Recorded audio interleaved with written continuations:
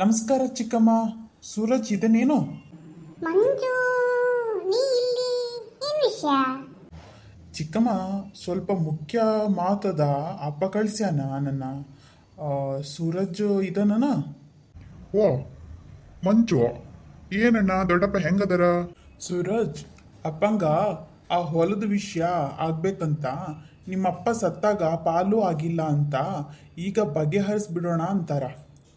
ಈಗ್ಯಾಕ ಹಳೆ ವಿಷಯ ಎತ್ತಕತ್ತೀರಿ? ಇಷ್ಟು ವರ್ಷ ಸುಮ್ಮನಿದ್ರಿ ಕದಾ, ಈಗೇನಾಯ್ತು? ಚಿಕ್ಕಮ್ಮ, ಅಪ್ಪಂಗ ಆರೋಗ್ಯ ಸರಿ ಇಲ್ರಿ.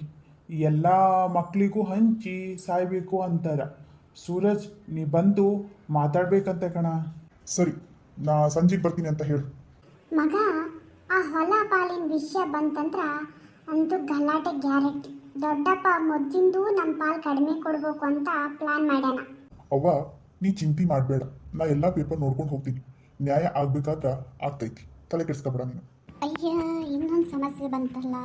ಈಗ ಇವ್ರು ಹೊಲಕ್ಕೆ ಹೋದ್ರ ಅಂಗಡಿ ಕೆಲಸ ಯಾರು ನೋಡ್ಕೋಬೇಕು? ಅಣ್ಣ, ದೊಡ್ಡಪ್ಪನ ಮನೆಯವರು ಬಹಳ ಜಗಳ ಜನ. ಜೋಪಾನ ಇರು. ಗೊತ್ತೈತಿ ನಂಗ. ಆದ್ರ ಅಪ್ಪನ ಆಸ್ತಿ ಅಂದ್ರ ಸುಮ್ಮನೆ ಬಿಡಂಗಿಲ್ಲ ನಾನು. ನ್ಯಾಯಬದ್ಧ ಪಾಲೇ ಸಿಗಬೇಕು ನಮ್ಗೆ. ಬಾ ಸೂರಜ್, ಕುತ್ಕೋ. ಎಷ್ಟು ವರ್ಷ ಆಯ್ತು ನಿನ್ ನೋಡಿ. ನಮಸ್ಕಾರ ದೊಡ್ಡಪ್ಪ, ಹೆಂಗದಿರಿ? ಆರೋಗ್ಯ ಸರಿ ಇಲ್ಲ ಅಂತ ಕೇಳ್ದೆ.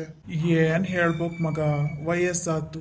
ಅದಕ್ಕ ನಿನ್ ಕರೆಸಿದ್ದು ಆ ಹೊಲದ ವಿಷಯ ಬಗೆಹರಿಸ್ಬಿಡೋಣ ಅಂತ.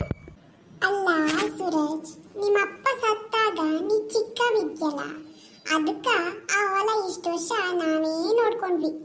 ಈಗ ಪಾಲ್ ಕೇಳಕ್ ಬಂದಿ ಅಂದ್ರ ಸ್ವಲ್ಪ ಯೋಚನೆ ಮಾಡ. ಚಿಕ್ಕಮ್ಮ, ನಾ ಪಾಲು ಕೇಳಕ್ ಬಂದಿಲ್ಲ. ನಂಗ ಬರ್ಬೇಕಾದದ್ದು ಕೇಳಕ್ ಬಂದೀನಿ. ಅಪ್ಪನ ಹೊಲದಾಗ ನಂಗೂ ಹಕ್ಕೈತಿ. ಅದು ಕಾನೂನಿನ ಪ್ರಕಾರನೇ ಕೊಡ್ರಿ ಸಾಕು. ಏ ಸೂರಜ್, ಅಷ್ಟು ಸಿಟ್ಟಿಗೆ ಹೇಳ್ಬೇಡ. ಅಪ್ಪ ಎಲ್ಲ ಸರಿಯಾಗಿ ಮಾಡ್ತಾರ. ಹ್ಞೂ ಮಗ, ನಾ ಅನ್ಯಾಯ ಮಾಡಂಗಿಲ್ಲ. ಆದ್ರೆ ಒಂದು ಮಾತು, ಆ ಹೊಲದಾಗ ನಾ ಬಾವಿ ಕಟ್ಟಿಸೀನಿ, ಪೈಪ್ಲೈನ್ ಹಾಕಿಸೀನಿ. ಅದಕ್ಕೆ ಖರ್ಚಾದ ರೊಕ್ಕ ಲೆಕ್ಕ ಹಾಕಿ ಪಾಲ್ ಕೊಡ್ಬೇಕಾಕೈತಿ ನೋಡು ಮಗನ. ಅಷ್ಟು ಇಲ್ದೆ ಸುಮ್ಮನೆ ಅರ್ಧ ಪಾಲ್ ಕೇಳಿದ್ರೆ ಹೆಂಗಾಗ್ತೈತಿ?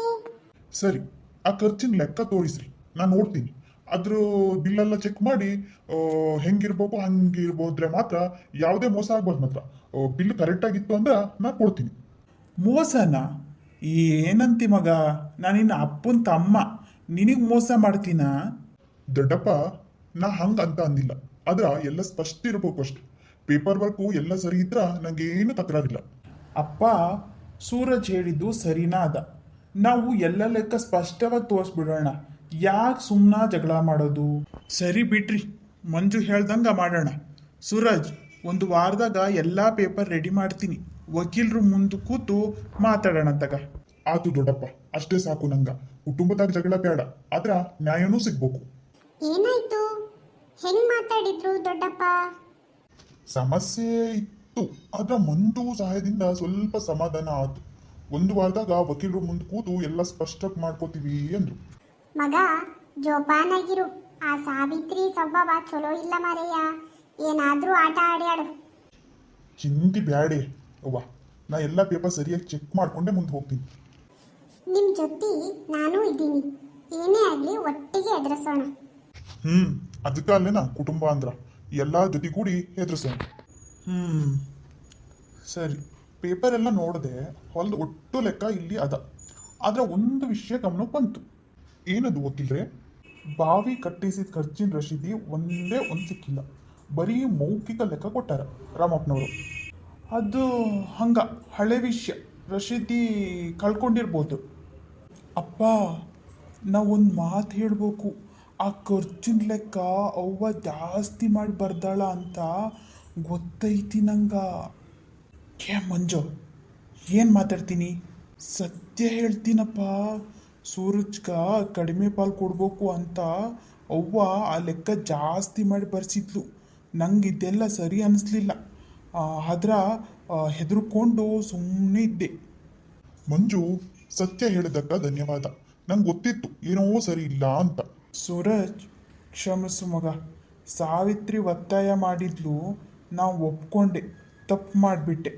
ಸರಿ, ಈಗ ಸತ್ಯ ಗೊತ್ತತ್ತಲ್ಲ, ಸರಿಯಾದ ಲೆಕ್ಕ ಹಾಕಿ ಕಾನೂನು ಪ್ರಕಾರ ಪಾಲ್ ಮಾಡೋಣ. ದೊಡ್ಡಪ್ಪ, ನಂಗೆ ಜಾಸ್ತಿ ಬೇಕಾಗಿಲ್ಲ. ನ್ಯಾಯಬದ್ಧ ಪಾಲ್ ಸಿಕ್ಕರೆ ಸಾಕು. ಕುಟುಂಬದ ಸಂಬಂಧ ಮುಖ್ಯ ನನಗೆ.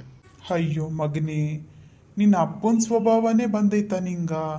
ಅವ ಕೂಡ ಹಿಂಗ ದೊಡ್ಡ ಮನಸ್ಸಿನ ಮನುಷ್ಯ ಇದ್ದ. ಒಳ್ಳೇದಾಗ್ಲಿ ಮಗನ ನಿಂಗೂನು. ಅವ್ವ ದೊಡ್ಡಪ್ಪ ದೊಡ್ಡಮ್ಮ ಸೇರ್ಕೊಂಡು ಎಂತ ಚಲೋ ಹೊತ್ನಾಗ ಮೋಸ ಮಾಡಕತ್ತಿದ್ರು ಗೊತ್ತಾ. ಮಂಜುಯಿಂದ ಎಲ್ಲ ವಿಷಯ ಗೊತ್ತಾತ್ ನೋಡು. ಚಲೋ ಕೆಲಸ ಆತು ನೋಡು. ಭಾರಿ ಚಲೋ ಭಾರಿ ಅಂದ್ರೆ ಭಾರಿ ಖತರ್ನಾಕ್ ಆದ್ರು ಬಿಡು ಮರೀತಿ ದೊಡ್ಡಪ್ಪ ದೊಡ್ಡಮ್ಮ. ಅಂತೂ ಸತ್ಯ ಹೊರ ಬಂತಲ್ಲ, ಮಂಜು ಒಳ್ಳೆ ಹುಡುಗ ಬಿಡ. ಆ ಮಗ ಚಲೋ ಇರ್ಲಿ. ಹೌದು, ಧೈರ್ಯ ಮಾಡಿ ಸತ್ಯ ಹೇಳ್ದ. ಈಗೆಲ್ಲ ಸರಿ ಆಗ್ತೈತಿ ಅಂತ ಅನಿಸ್ತೈತ್ರಿ. ಅಣ್ಣ, ಈಗ ಆಸ್ತಿ ಪಾಲ್ ಸಿಕ್ಕರೆ ಏನ್ ಮಾಡ್ತೀಯಾ? ಆ ಹೊಲದ ಒಂದು ಭಾಗ ಮಾರಿ ನಮ್ಮ ಅಂಗಡಿ ಇನ್ನೂ ದೊಡ್ಡದು ಮಾಡೋಣ ಅಂತ ಯೋಚಿಸ್ತಾ ಇದ್ದೀನಿ. ಸುಜಾತ ಶಾರದಾ ಇಬ್ರು ಸೇರಿ ಚಲೋ ನಡೆಸ್ತೀರಿ ಅಂತ ಭರವಸೆ ಐತಿ ನನಗೆ. ಹಂಗಾಗಿ ಈಗ ಯೋಚನೆ ಮಾಡಕತ್ತೀನಿ. ಖಂಡಿತ ರೀ. ಸರಿ ಅಣ್ಣ. ಹಾ, ಕುಟುಂಬ ಅಂದ್ರ ಹಿಂಗ ಇರ್ಬೇಕು. ಒಬ್ರಿಗೊಬ್ರು ಬೆಂಬಲ, ಸತ್ಯ, ಪ್ರೀತಿ. ದೇವ್ರು ಇನ್ನೂ ಒಳ್ಳೇದ್ ಮಾಡ್ಲಿ ನಮ್ಮ ಕುಟುಂಬಕ್ಕ. ಶಾರದಾ, ಸುಜಾತ, ನಿಮ್ಮಿಬ್ರಿಗೂ ಕೂಡ ಕೆಲಸ ಜಾಸ್ತಿ ಆಗ್ತಾ ಹೋಗತ್ತೆ. ಹಿಂಗೆ ಹೊಂದಾಣಿಕೆ ಮಾಡ್ಕೊಂಡು ಚೋಲಾ ಹೊತ್ನೆಗೆ ಅಂಗಡಿನ ನಡ್ಸ್ಕೊಂಡು ಹೋಗ್ಬೇಕಾಗತ್ತಿ. ಸರಿನಾ? ಅವ್ರ ಮೇಲೆ ನಿನ್ನ ಮೇಲೆ ಅವಳು ಕಂಪ್ಲೇಂಟ್ ಮಾಡೋದು, ಅವಳ ಮೇಲೆ ನಿನ್ನ ಕಂಪ್ಲೇಂಟ್ ಮಾಡೋದೆಲ್ಲ ನನ್ನ ಹತ್ರ ಬರ್ಕೂಡ್ದು. ನಿಮಗೆ ಹೆಂಗೆ ಜವಾಬ್ದಾರಿ ಜಾಸ್ತಿ ಆಗ್ತಾ ಹೋಗತ್ತಾ, ಹಂಗೆ ನನಗೂ ಕೂಡ ಜವಾಬ್ದಾರಿ ಜಾಸ್ತಿ ಆಗ್ತಾ ಹೋಗುತ್ತೆ.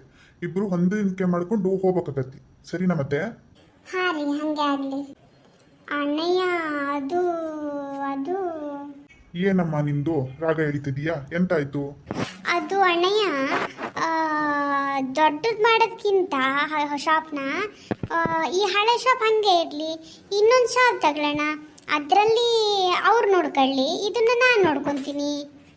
ಬೇಡ ಕಣಮ್ಮ, ಎರಡೆರಡು ಶಾಪು ಅಂತಂದ್ರೆ ನಿಭಾಯಿಸೋದು ನಂಗೆ ಕಷ್ಟ ಆಗ್ತೈತಿ. ನೀವು ನಡ್ಸ್ಕೊಂಡು ಹೋಗ್ತೀರಾ, ಇಲ್ಲ ಅಂತ ಅಲ್ಲ, ಬಟ್ ನನಗೆ ಭಾರಿ ಕಷ್ಟ ಆಗ್ತೈತಿ. ಹಂಗಲ್ಲ ಅಣ್ಣ, ಈಗ ಇಬ್ರು ಒಂದೇ ಕಡೆ ಕೆಲಸ ಮಾಡೋದ್ಕಿಂತ ಒಬ್ಬೊಬ್ರು ಒಂದೊಂದು ಕಡೆ ಕೆಲಸ ಮಾಡಿದ್ರೆ ನಿಂಗೂ ಪ್ರಾಫಿಟ್ ಜಾಸ್ತಿ ಆಗ್ತಲ್ಲ. ಆಮೇಲೆ ನಾನೇ ಅದನ್ನು ಮುಂದುವರ್ಸ್ಕೊಂಡು ಹೋಗ್ಬೋದಲ್ಲ, ನನಗೂ ಒಂದು ಆದಾಯ ಸಿಕ್ತಂಗೆ ಆಕತಿ. ಆಹಾ, ಏನು ಪ್ಲಾನ್ ಮಾಡ್ತಾವಳೆ ನೋಡು ರಾಣಿ. ಮದುವೆ ಆದ್ಮೇಲೂ ಅದನ್ನ ತಗೊಂಡೇ ಹೋಗ್ಬಿಡೋಣ ಅಂತ ಪ್ಲಾನ್ ಮಾಡ್ತಾಳೆ.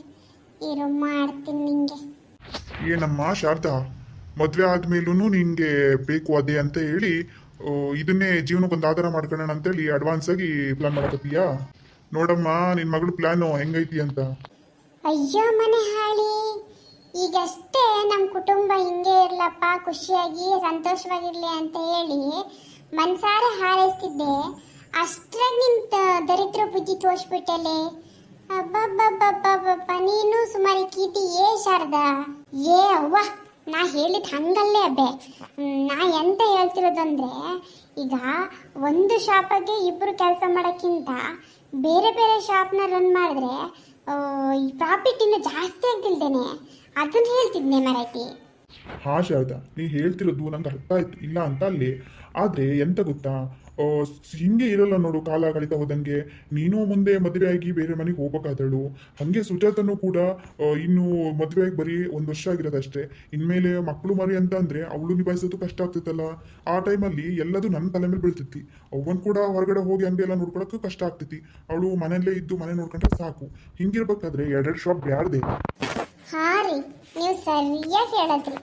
ಎರಡೆರಡು ಶಾಪ್ ಮಾಡಿದ್ರೆ ನೋಡ್ಕೊಳ್ಳೋಕೆ ಕಷ್ಟ ಆಗತ್ತೆ. ಇರೋ ಶಾಪ್ನೇ ಸ್ವಲ್ಪ ದೊಡ್ಡದು ಮಾಡಿ ಒಳ್ಳೆ ಪ್ರಾಡಕ್ಟ್ ಹಾಕಿ ಸ್ವಲ್ಪ ಅಟ್ರಾಕ್ಟಿವ್ ಮಾಡಿದ್ರೆ ಬಿಸ್ನೆಸ್ಸು ಇದರಲ್ಲೇ ತೆಗಿಬೋದು. ಸರಿಯಾಗಿ ಹೇಳ್ದೆ ನೋಡು ಮಗನ. ಮುಂದೆ ಹಿಂಗೆ ಇರಲ್ಲ ಶಾರದಾ. ನೀನು ಮದುವೆಯಾಗಿ ಗಂಡನ ಮನೆಗೆ ಹೋಗೋಳಾಗ್ತದೆ. ಆಕಿಗೂ ಮಕ್ಕಳು ಮರಿ ಆಗೋ ಅಂಥದ್ದು. ಹಿಂಗಿರ್ಬೇಕಾದ್ರೆ ಮುಂದೆ ಕಷ್ಟ ಆಗ್ತೈತಿ. ನೀ ಹೇಳಿದ್ದು ನಮ್ಗೆ ಒಳ್ಳೇದಕ್ಕೆ ಇರ್ಬೋದು, ಆದರೆ ಇದು ಆಗಬಾರ್ದು ಕೆಲಸ ಮಗಳೇ. ಅಯ್ಯೋ ಅಣ್ಣ, ಆ ಟೈಮ್ ಬಂದಾಗ ನೋಡ್ಕೊಂಡ್ರೆ ಆತು. ನೀ ಯಾಕೆ ತಲೆ ಕೆಡ್ಸ್ಕೊಂತೀಯೇ? ಆಳಿಟ್ರೆ ಆತಪ್ಪ. ಅದಕ್ಕೆ ಇವಾಗ ಕೈಯಲ್ಲಿರೋ ಅಂಥ ಬೆಣ್ಣೆನ ಯಾಕೆ ಹಾಳು ಮಾಡ್ಕೊಂತೀಯೇ? ನಾ ಹೇಳ್ತೀನಿ ನೋಡ, ನೀ ಸುಮ್ಮನೆ ಹೊಸ ಅಂಗಡಿ ಸ್ಟಾರ್ಟ್ ಮಾಡು. ಸ್ಟಾರ್ಟ್ ಮಾಡಲು ಆವಾಗಲೇ ನಿಂಗೆ ಗೊತ್ತಾಗದ್ದು ಅದ್ರ ಬೆಲೆ. ನೋಡ್ ಶಾರದಾ, ಏನ್ ಮಾಡ್ಬೇಕು ಏನ್ ಮಾಡಬಾರ್ದು ಅನ್ನೋದು ನನಗೆ ಗೊತ್ತಿದೆ. ಆಳು ಇಟ್ಕೊಂಡು ಕೆಲಸ ಮಾಡೋದು ದೊಡ್ಡ ವಿಷಯ ಅಲ್ಲ. ಆಳು ಮಾಡಿದ ಹಾಳು ಅನ್ನೋ ಗಾದೆನೇ ಇದೆ. ನನಗೆ ಗೊತ್ತಿದೆ ಏನ್ ಮಾಡಬೇಕು ಏನ್ ಮಾಡಬಾರ್ದು ಅಂತ.